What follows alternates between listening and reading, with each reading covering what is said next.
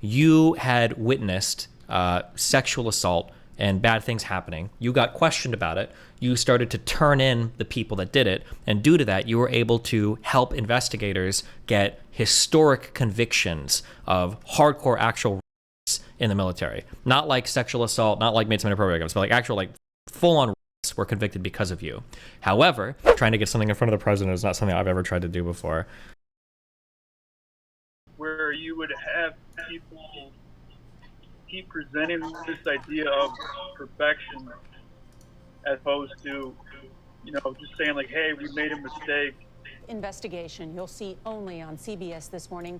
We traveled to the United States Air Force Academy in Colorado Springs to investigate sexual assault in the service academies. Sexual assault can often be tough to prove. CBS this morning, for more than a decade, the Pentagon has vowed to eradicate sexual assault from its ranks. The Air Force Academy is once again facing a slew of sexual assault allegations by current and former cadets. Athletes at the Air Force Academy have been accused of sexual assault, drug use, and more. And worst of all, this has been going on for over a decade. An Air Force Major General who's a native of Albuquerque has been charged with sexual assault. It was my dream school. I thought about it more, and I was like, I love the Air Force. I love the spirit of corps, being a part of something. So I was really, really excited when I got my appointment. It's one of the most prestigious places you could ever go to school. Being harassed so bad by my Wait, what did you send me? What happened to him? Misconduct. Hey, I didn't send you anything. No, the guy in chat. Agent questioned several cadets who were present. A few weeks later, Thomas was called to a meeting with OSI Special Agent Brandon Enos. When I started talking to him, I started realizing that he had a lot more information than just on that one sexual assault piece. And then he kind of started mentioning some things on the football team. Anyway, she said blacks trafficking drugs and sexually assaulting people. We have 3-star generals. It's just a short summary. I'm the CI for the OSI. What does OSI mean? CI, is that confidential informant for the OSI? Well, I believe you're military because you're using way too many abbreviations right off the bat, okay? Are you this guy in the video, or? Generals trying to keep them in the Air Force. The final decision was made by then Superintendent Lieutenant General Chief Michael Investigator? If I disenrolled him from the Air Force Academy, he deserved to be disenrolled. You would not want that particular individual to be an officer in our Air Force today. Do you give Eric Thomas any credit for what he did, serving as an undercover informant? I don't want to talk about former Cadet Thomas anymore. The fact that he helped bring these cases, was that a good thing? I don't really buy into the fact that he helped bring these cases. Really? Not at all? Ooh. No, I'm finished talking about his accusations. I don't buy any of them. But even the Air Force Inspector General Did you add the music? deserves substantial credit for his role in helping to bring cases of sexual violence to light. Very positive. His work definitely helped the OSI in their investigation and later on helped obtain... No, I'm the black guy, LOL. Court-martial trials.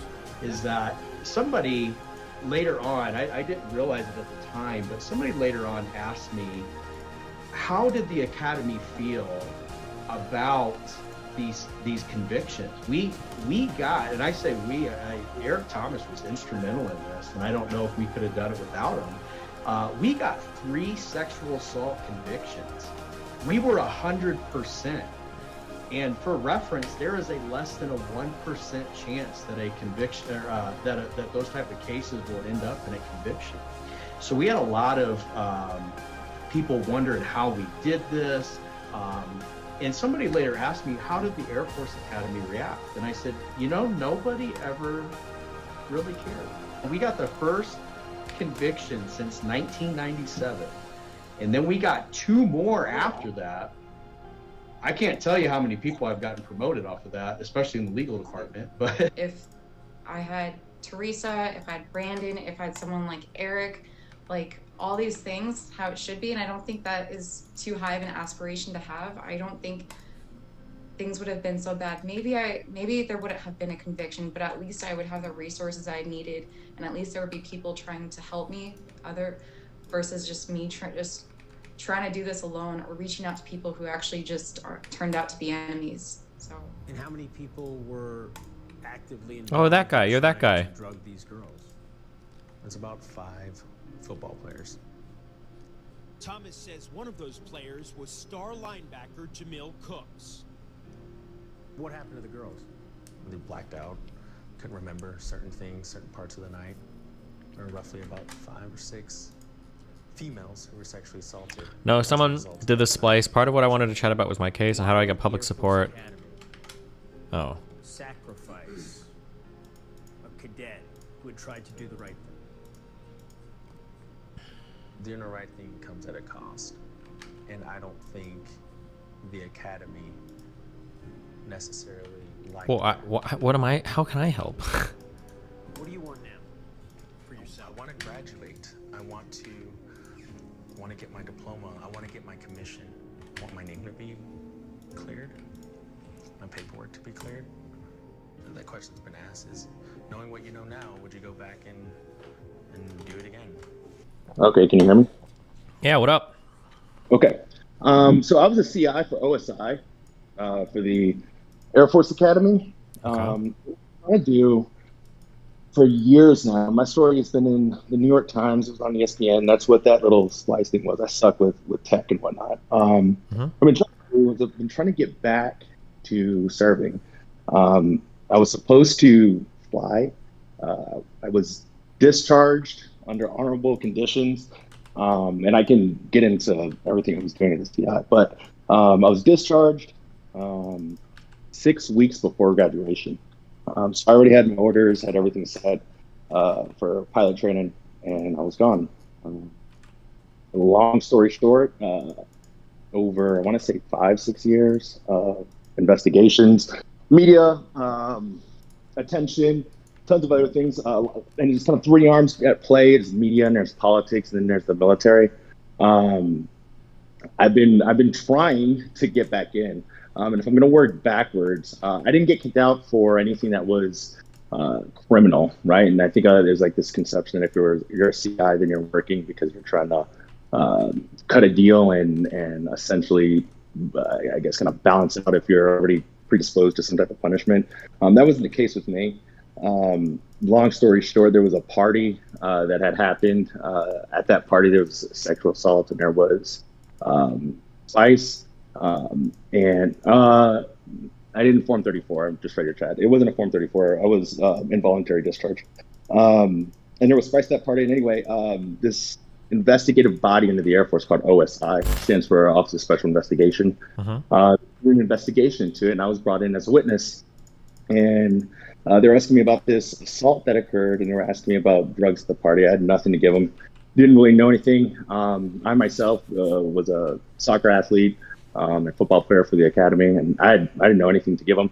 But I did tell them, if I could help, I would. But I've got no information. So the agent at the time told me, if you do want to do something, you do want to help, would you be willing to become, at the time it was called a confidential source?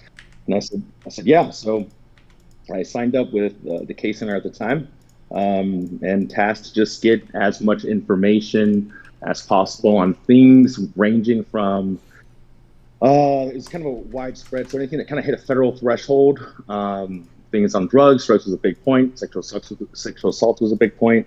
There was a little bit of we have a lot of foreign cadets that come in. Okay. And there was a lot of cyber issues going on. So anything going on with maybe some of our cyber foreign exchange cadets, things like that.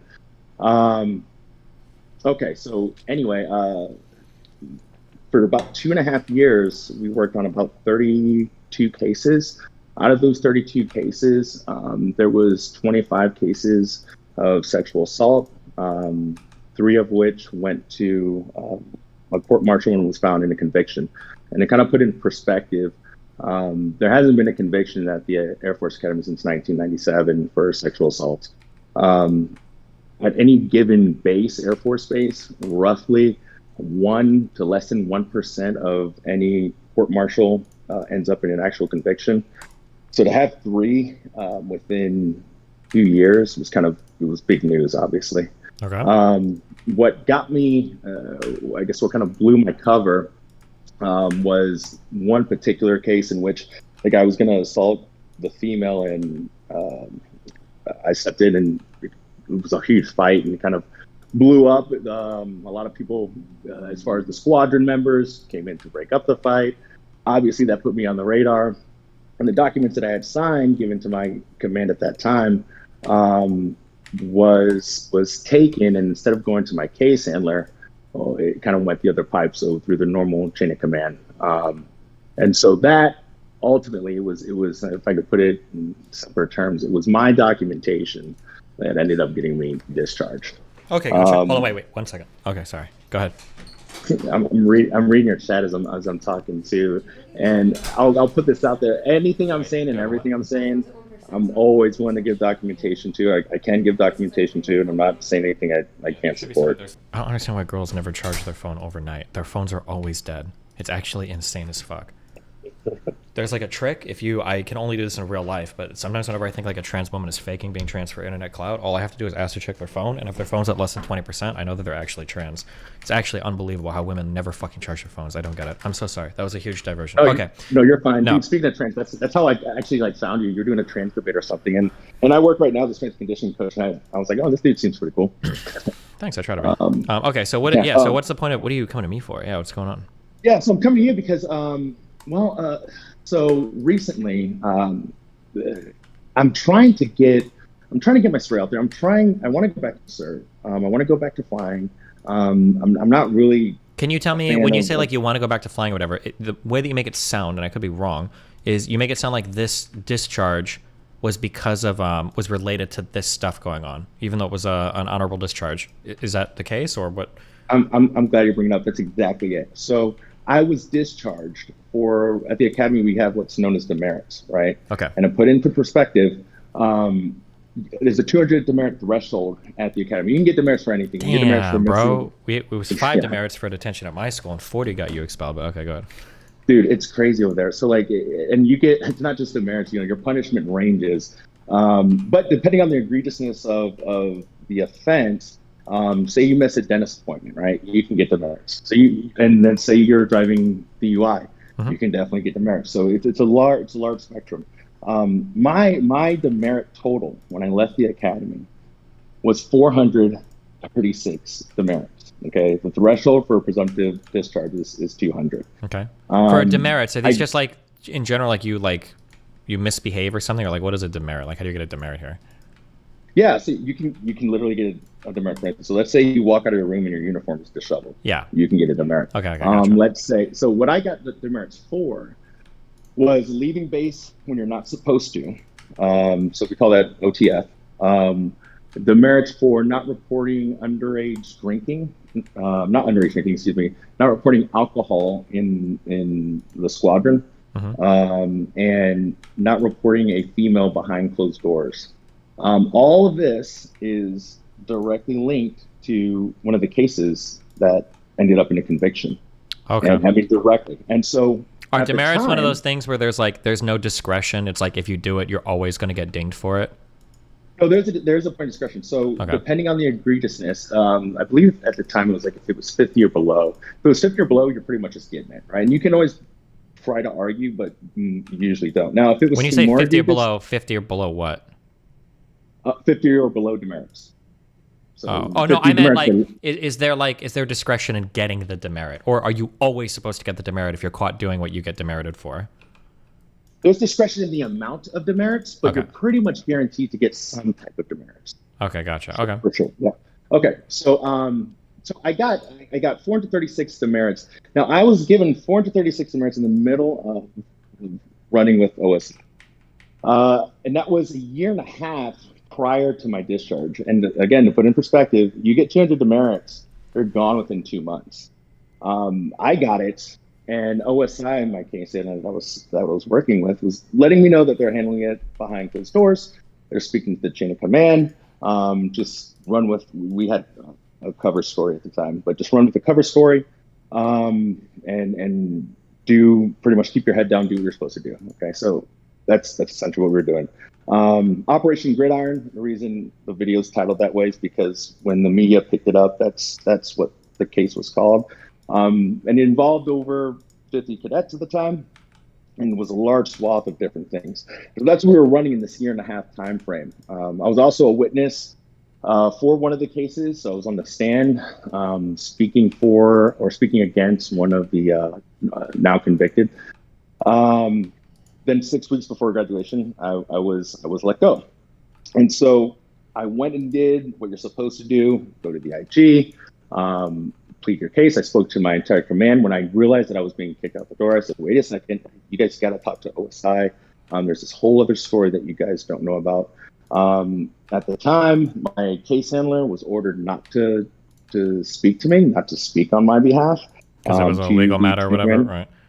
It wasn't even a legal matter. It was more of a command issue. So the academy is it's the cream of the crop of the Air Force, right? And so it's kind of like a petri dish of every squadron, mission, job, and objective kind of put in there. You're coming out as an officer. Okay. And essentially what happened with that is that the agent that I was working, so when anything happens at the academy, it typically goes straight up the chain of command all the way up to your Secretary of the Air Force most of the time, because they not Secretary of the Air Force, excuse me, Chief of Staff, because they themselves are typically graduates from the academy. So if you kind of look at it like boys club, right? There's a boys club in the military, there's a boys club in D1 athletics, and you put those together and you have Air Force leadership, basically. And Okay. so when my case or when these other cases were coming up, they couldn't figure out what is going on at the academy. Like, this is insane to have all these assaults that are coming out. These are people that play on a football team. What is going on? It just seemed like there was this huge swath of just crazy behavior going on. So they couldn't figure out where it was coming from. And they didn't know at the time that there was this whole program going on under OSI that was rooting out a lot of this stuff. Okay. So when my name came up, and my name came up on my own admission, because I was told when I signed up with OSI that they were letting my chain of command know everything that was going on. And so when, for example, getting demerits for leaving base when they're not supposed to, I left and I told them I was leaving. There was nothing hiding. That's to me how I got the demerits. When there was alcohol behind closed doors, well, it was related to an assault. I put it down in a report to OSI. Of course, that's how you guys know it. So every bit of information they have, it came from me. So moving forward, so as I'm getting discharged, at that point, I'm saying, hey, I don't know what I can talk about, because I have a lot of, I guess it would be like an NDA. And some of the cases were still ongoing. But I was telling my chain of command, you need to talk to OSI. Because you got it wrong. There's no reason why I would have been given a pilot slot if I was just a shitbag cadet or Air Force guy. I mean, there's just no way. And so when they went to OSI, they went to the OSI command, and OSI said, we don't know what you're talking about. We don't, he's never worked with us. We didn't tell him to do any of this stuff. And the case handler that I was working with at the time, he essentially said, hey, I was prevented from speaking on your behalf. So if you gotta fast forward. So you're literally like, have you ever seen the movie The Departed? Yeah. So okay, so Yeah. you're literally the one cop guy who file essentially got burned because the guy that knew who you were. When you say CI, you mean confidential informant, right? Yep. Yeah, so you're the CIA, one guy knows your shit, and he's prohibited for other reasons from informing anybody else. So when they're trying to verify, hey, you've got all these demerits that you've got on your record, and we need to know what's up, and you're like, oh, well, it's because I'm part of a thing, and that guy's not allowed to talk to you. They just think you're basically just somebody jerking off, basically, right? Jerking around, right? Pretty close, yeah, pretty close. So it was more like, so from Academy leadership or Air Force leadership, they're just looking at me as like a shitbag guy, right? And they're just like, dude, this dude is just terrible. Yeah, and you're arguing, you're trying to say that, like, you said you're a pilot? So so if your AFSC, your Air Force job, your Air Force code is pilot. Pilot's one of the most competitive spots, obviously, in the Air Force. Yeah, so if you're a pilot, it's unlikely that you're just a random jerk off that is fucking around, right? It seems like there's something else. Exactly. That's the point. Yep. And not only that, to be honorably discharged, that wouldn't make any sense either. Now, here's kind of the double slap in the face. So I'm honorably discharged, but on my, so you're kind of rated and you're coded when you are discharged. The rating I have is the same rating as somebody who's convicted of a felony, like one of the convicted sexual assault guys. So although I have an honorable, which sounds good, the rating I have, it's essentially like even if we were in World War III, you're still not bringing me back. It's that type of rating, which is insane. They took my diploma. Somebody in chat wants to know. I'm guessing they're military people. They said, what was the rating? So the rating was RE4. Okay. I don't know if he knows that. It's going to be different: Air Force, Army, Marine. So I come out. I make an IG complaint, an Inspector General complaint. Right. The Air Force, the OSI falls under, and the IG kind of fall under the same branch, if you will. And so at the time, right before I was discharged, excuse me. So at the time, they essentially said, "Hey, we spoke to OSI and they can't confirm what you're saying." So I put in a FOIA request, multiple FOIA requests. My FOIA requests come back, no records found. At this point, I'm thinking this is fucking insane. Like, I was on the witness stand. I wrote these thoughts. How can I not get access to anything that I wrote myself? The case handlers I was working with, they're no longer picking up all the connections that I had with OSI as far as different call numbers and different.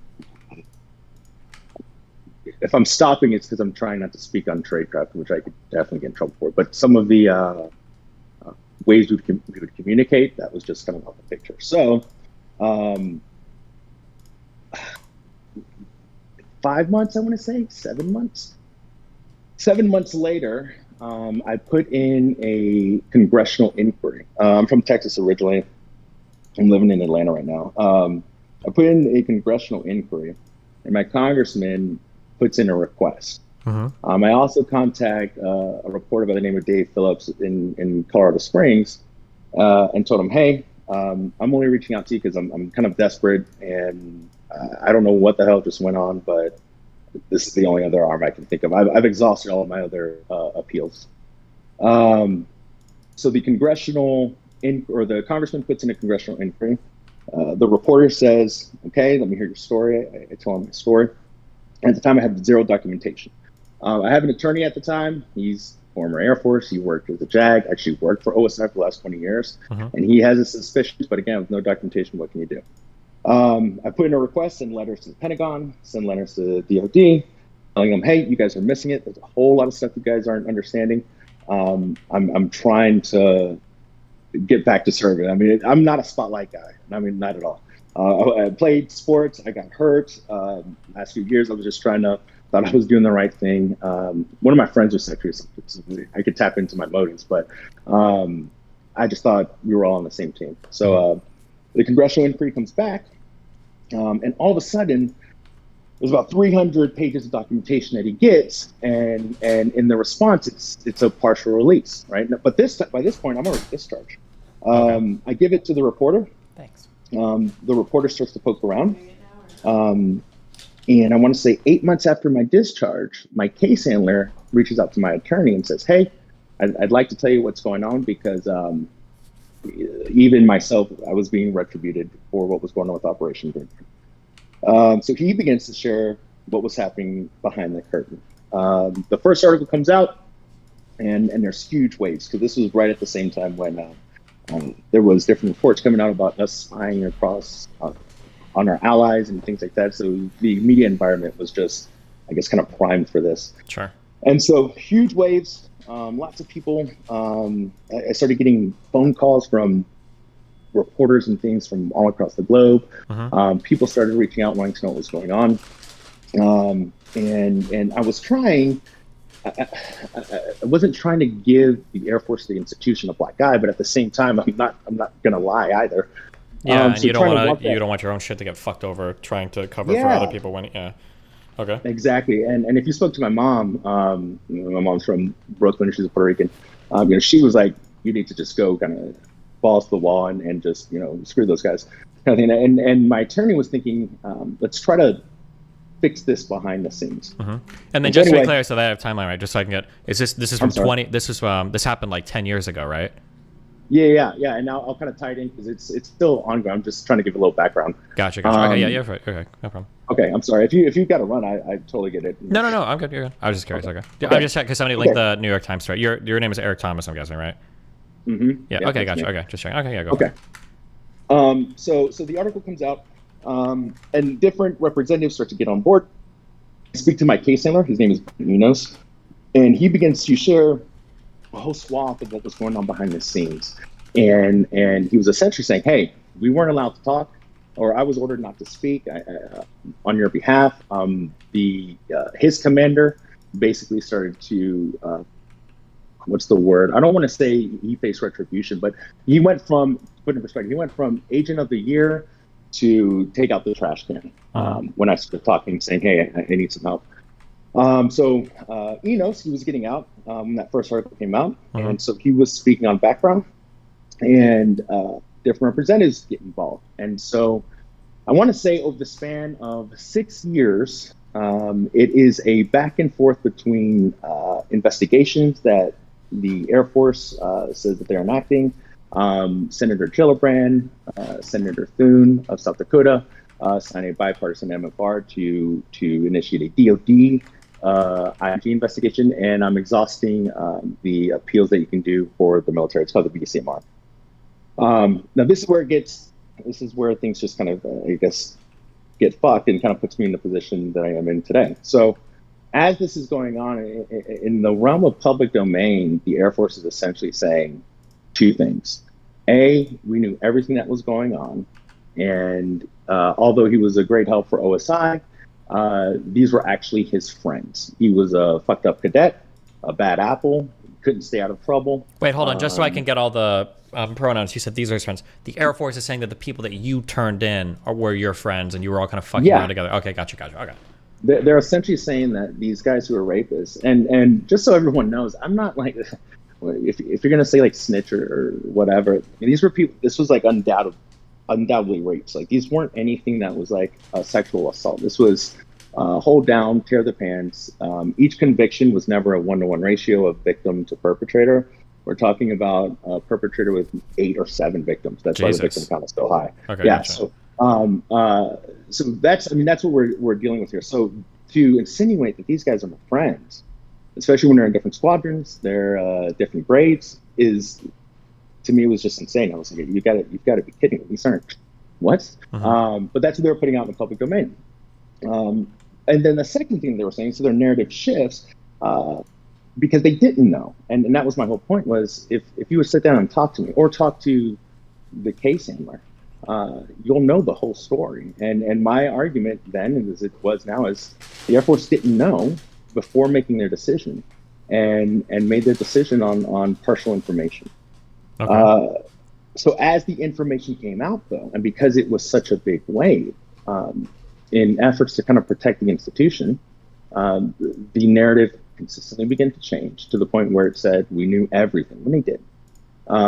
As this came out, the guys that got convicted started to go back to appeal because they didn't know at the time of their court-martial that there was a CI on their case. So now this can of worms is getting even more complicated, right? Because these guys who were found guilty now have a good argument to go back and say, hey, it was our right to know if there was a someone working for the feds on this case. We didn't know that. Okay.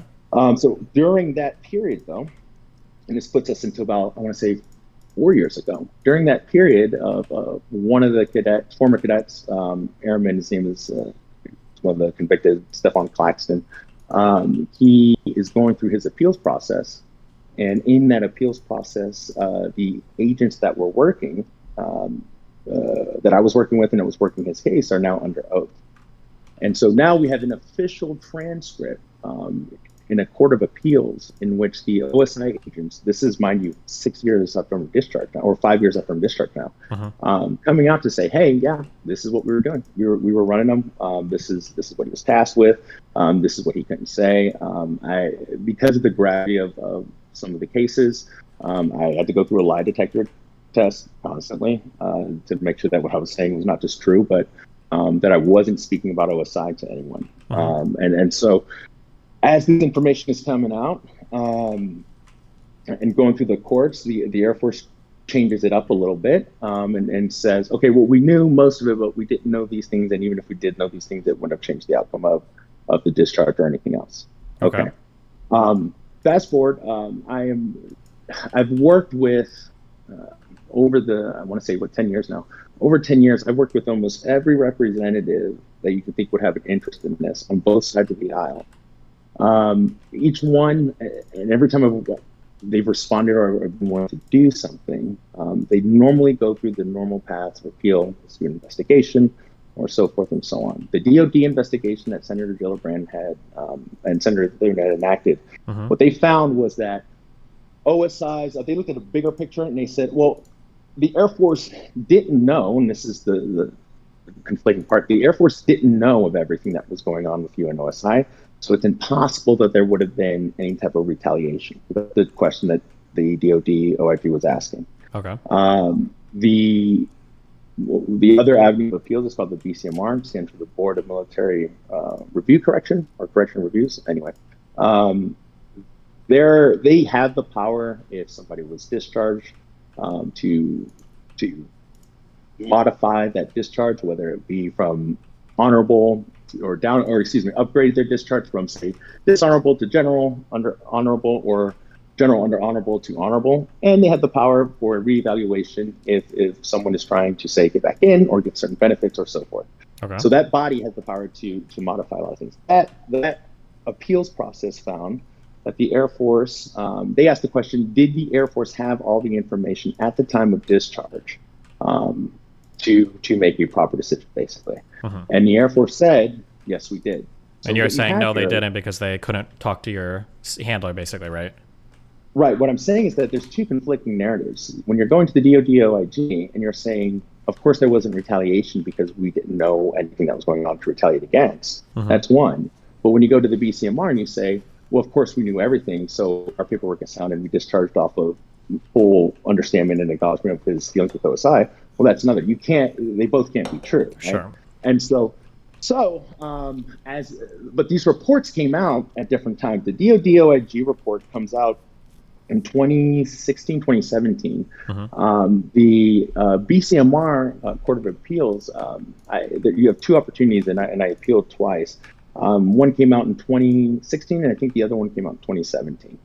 And when they both came out, I sat there and I said, especially with counsel, and I've worked with counsel from Colorado, the JAG that I was saying, and also in DC, a law firm called Covington Law Firm, very well-known law firm up there.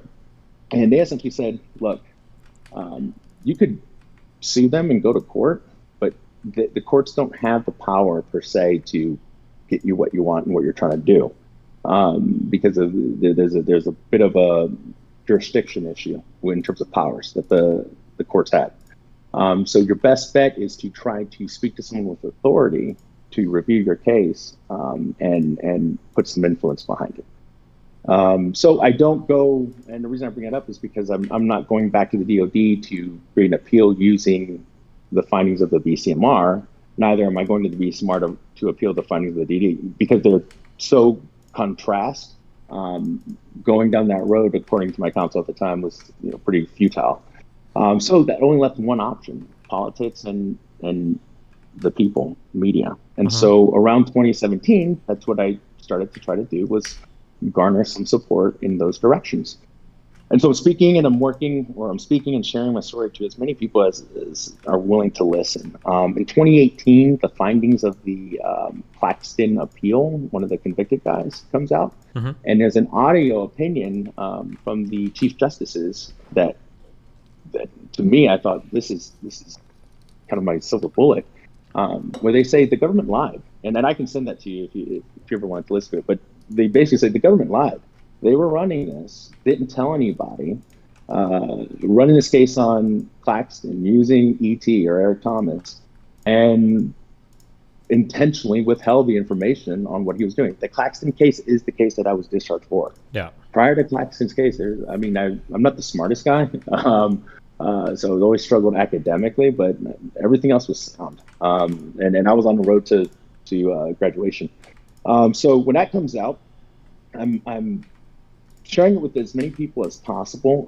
But at the same time, I'm trying to stay as neutral as possible. So, when I was working with Senator Gillibrand, for example, she wanted me to speak and start, I guess, putting my case and attach it to things like Title 10. At the time, she was trying to sign a bill that would take the powers out of the command in terms of sexual assault. and give to civilians and whatnot. And I was just trying really hard not to make my case super political. I tried reaching out to, at the time, in the very beginning, I tried reaching out to the Obama administration and different advocacy groups, women advocacy groups, tried to write letters on my behalf. It went just completely ignored. And tried reaching out to the Biden campaign at the time, which was a campaign for sexual assaults around college campuses. That went ignored. Fast forward to the Trump administration, ironically enough, I was able to get in contact with someone pretty high up in the Trump administration and shared my story with them with all the details. They also spoke to the case handler and everybody else that's in my story. They shared what they knew. We gave documentation, so forth. And that person went and spoke to President Trump with kind of a summary of my entire case. He looked at it because the executive side, it's not a pardon because I didn't do anything criminal, but the the commander in chief has the authority, obviously, to put me back in. And looked at it. I got a notice that said, hey, here's an MFR or not MFR, I forgot what it's called, a presidential letter that we're looking at writing. Want to see if this looks right on your end? I said, yeah. They took it back and they said they're getting it reviewed under legal and so forth. So here I am sitting, this is 2020, what was it? The year right before Trump got out, 2020? Is that 2020? 2020, yeah. 2020, yeah. They're looking at it and it's just sitting on review. And at that point, I'm thinking, okay, great. I'm going to get a signature. Then I don't know what happened. I'm guessing I fell beneath the cracks or something, or I don't know. But it didn't get signed, obviously. So then it puts me all the way back to square one. Give you an idea, Destiny, man, I've moved from state to state just trying to, if I thought there was a political or a media angle in terms of these people could help me, but maybe I should be in their state. That's literally what I've been doing for the last 10 years. I've gone from Arizona to, Colorado Springs to South Dakota, from South Dakota to Arizona. I'm hearing your story. I have no idea how I'm supposed to, what I can do for any of this. No. I know you're not going to be able to do anything, but the reason I thought I'd talk to you is I'm trying. So what I'm trying to do now is I'm trying to reach the Biden administration, and really I'm just looking for an opportunity to talk to somebody who has the authority to do something on my case. Yeah, I mean, I don't have a line to Biden or anything, so yeah. But go ahead. That'd be awesome. That'd be sick. But to do that, from what I've been told, I suck with this stuff, man. This is just even a trick. But I thought maybe, and the reason I was talking to you and I talked to everyone is, what's the best way to try to garner support or find an angle? Because there's no textbook to this. I mean, you don't know. I don't know. Legal definitely doesn't know. The only way I got to Trump was by service. I went to church. One of the people that I was talking to there at the time knew a person very high up and got me a meeting with them. So it was just kind of complete circumstantial there. I've sent letters. That doesn't work. I've reached out and again, trying to stay as honest and transparent as possible. Like, I worked with Senator Foss over here and pretty much said, hey, is it possible to speak to someone in the Biden administration to hopefully get my degree, get my diploma, and get back to work serving as a pilot.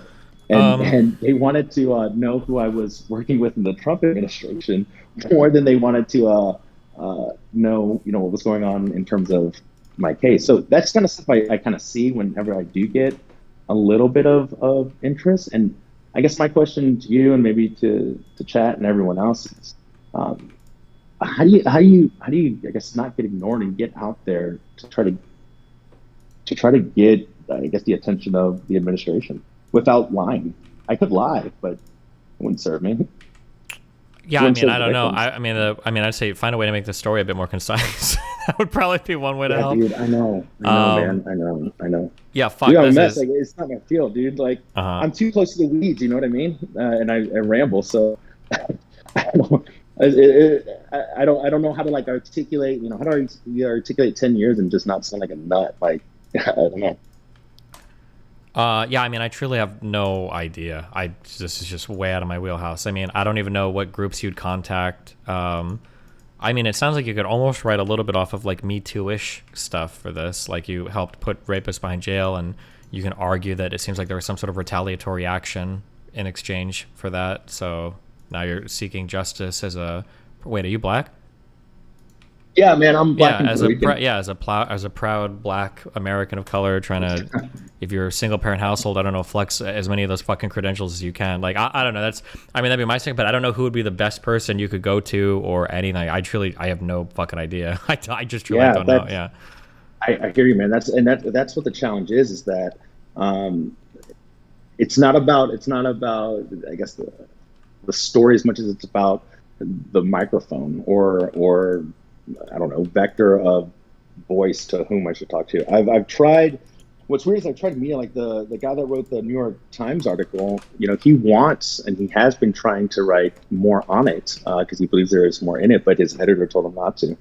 And so what I've been trying to do is just, I don't know, talk to people who are more in the, I guess, media-ish landscape to say, hey, you know, how would you kind of just get, I guess, seen and noticed at the end of the day?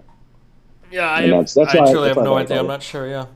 You could try shooting a message to Hassan. I don't know if he would hear this. I don't think he does this type of stuff. My concern, man, is like when I've listened. I don't really listen to those guys. I've maybe heard like two things, but I just don't like when you try to like twist stuff. You know what I mean? Like when you try to what stuff?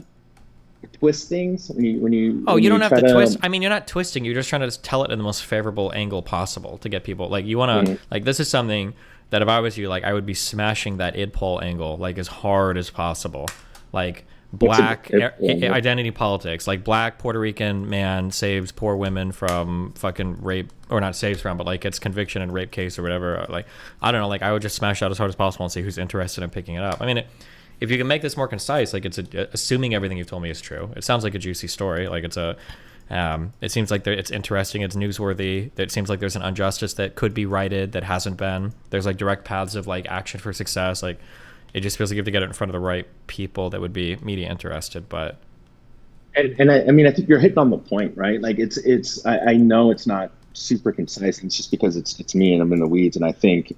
Well, fuck, man, I'm going to say this, I'm going to sound like a nut, so let me add this detail, and let me add this deal, you know what I mean? And then just it fucking blows up. And that's why I've been just trying to simply ask, hey, I and the case handler that work with us, I'd love to sit down and possibly share my case. You can give me 30 minutes. But then that doesn't seem like enough, right? So maybe... You could definitely tell this in 30 minutes. I'm sorry, like... I might fuck some of this up, but like this is my takeaway broadly from everything that happened. Give it to me, okay, yeah, this is. Yeah. I feel like this is how I would describe it. So, it sounds like you were spending some time in the military, maybe on base or something. You had witnessed sexual assault and bad things happening. You got questioned about it. You started to turn in the people that did it, and due to that, you were able to help investigators get historic convictions of hardcore actual in the military, not like sexual assault, not like made some inappropriate comments, but like actual like full-on rapists were convicted because of you. However, as a result of you providing details in those filings, those details were used to give you demerits that ultimately led to you being discharged from the service. And without that, you had no reason to be. This type of behavior would discourage people in the future from coming forward, and it demeans an Air Forceman. You said you're Air Force, right? Not Navy? Yep. Yeah, it demeans you, it besmirches your record, it cuts you off from future opportunities, and at the end of the day, it almost feels retaliatory, like there's a system in place that's protecting these types of people in the future, because maybe somebody in the future that might give some sort of details for these types of crimes is going to look instead on their own record and worry that they're going to be, even honorably discharged with a record, and it's going to preclude them from pursuing anything they want in the future. Like that's essentially, I think, like your story, and you just like hammer like really hard on those important facts, and all the 50 million other details aren't really relevant. You can dig into the weeds on the article, but like those are the things I would focus on. Like, yeah, and yeah, it makes sense. And So there was this Huffington Post article that came out. I think it was like 2016 or 2018 that was kind of tapping, I think, into that angle, and it got me to speak at the state Senate floor in Arizona. But it was representatives, obviously. But I mean, I'm so thankful for it. But it doesn't. The hard part is that I guess I've had things similar like that come out in on different platforms. But it doesn't seem to be enough to ultimately get to the Biden administration at the end of the day. Yeah, I mean, I don't know the paths there. I don't talk to the Biden administration. Like journalists are your best case. Yeah, no, I'm sorry. I know you know. Yeah, I'm sorry. But like, yeah, I don't know. Trying to get something in front of the president is not something I've ever tried to do before. But I mean, also, I could be wrong too. But I don't think this is something you have to get in front of the president. This sounds like something that if it stirred up enough media attention, based on everything you said, if everything you said is true, that there would be people in the military that would like dramatically try to correct this, because it would be a horrible PR disaster for them, right? But yeah, and what the Air Force usually responds with is something along the lines of, well, we've looked into this and here are our conclusions. That's usually, so things always go to like some type of liaison. Yeah, but I mean, it's just a matter of none of that matters if it gets public enough, right? Like if you, I don't know if you try more for like your local congressman or governor or whatever the fuck, but like if it gets big enough, like shit will change. There is not going to be a liaison if there's like fucking stories over and over again about like, again, like Puerto Rican man gets basically discharged from the military for, you know, reporting and leading to historic rape convictions. No amount of like there are going to be people that are going to move on that because it's going to look so fucking bad. That'd be my guess, but yeah. Do you think it's wise, kind of in your opinion? So recently, I want to say like a year ago. Do you know who Nora O'Donnell is? Nope. She is, I think she's like head reporter or head anchor for Good Morning America. I think that's what it is. Anyway, they cover sexual assaults and stuff like that a lot. And one of her executive producers reached out because they were running a story on sexual assaults, speaking to a victim. And the victim knows my case and wanted to run a story, but the angle of the story that they wanted to run was more about Trump at the end of the day, right? They wanted to see who was the person, what was Trump doing about your story, and anyway, the vibe I was getting from it was that I feel like you guys are trying to make this super political. I mean, like this, it's going to be kind of political, right? Because the ordinary systems have failed you, so now you kind of have to lean on that, unfortunately. Yeah, and I know that feels probably shitty, especially something in the military, but like...